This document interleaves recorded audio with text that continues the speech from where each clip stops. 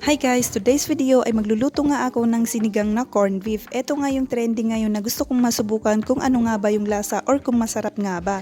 So ang una nga natin ginawa ay naghiwa nga ako ng bawang at sibuyas, kamatis, pati na rin ng pechay. Pagkatapos ay nagpainit na nga ako ng kawali at nilagyan ko na nga ito ng mantika para maigisa na nga yung mga bawang at sibuyas.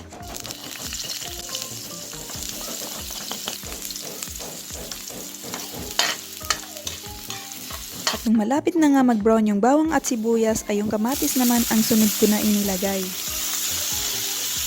Ayan, sobrang bango ng bawang at sibuyas guys. So nung malapit na nga ito maluto ay binuksan na natin or bubuksan na natin yung ating corned beef. So after ko nga ito mabuksan ay ilalagay na natin ito doon sa ating ginisang bawang na may kamatis.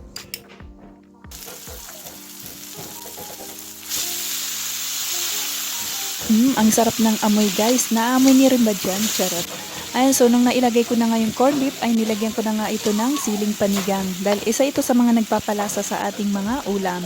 Pagkatapos ay nilagyan ko na nga rin ito ng magic sarap, patis at ng paminta. O baka nagtataka kayo kung ba't mo nga ba nilagyan ng paminta. Well, yung paminta ay isa sa mga paborito kong seasonings. Kaya naman hindi talaga ito nawawala sa anumang lulutuin namin dito nga sa bahay. Pagkatapos ay nilagyan ko na nga ito ng tubig para sa sabaw. Pagkatapos ay hinalo ko and then saka ko tinakpan. Pagkatapos ay hinayaan ko nga muna itong kumulo. So after nga ng ilang minuto ay binuksan na natin ito para naman ilagay ang gulay.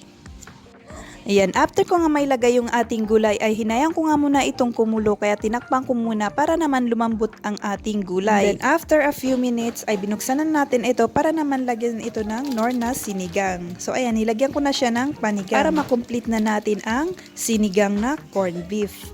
Ayan, pagkatapos ko nga malagyan yan, ay nilagyan ko naman ng asin. Tsaka ako ito pinakuluan ng ilang minuto. So yung mga hindi pa nakakatry nito guys, ay itry nyo na dahil masasabi ko sa inyo na masarap talaga ito guys. At kung mapapansin nyo, konti lang din yung sangkap na kailangan o yung gulay. So ngayon guys, titikman na natin. OMG, sobrang sarap guys. Hindi ako nagbibiro as in. Hanggang dito na lang. Thanks so much for watching. Bye!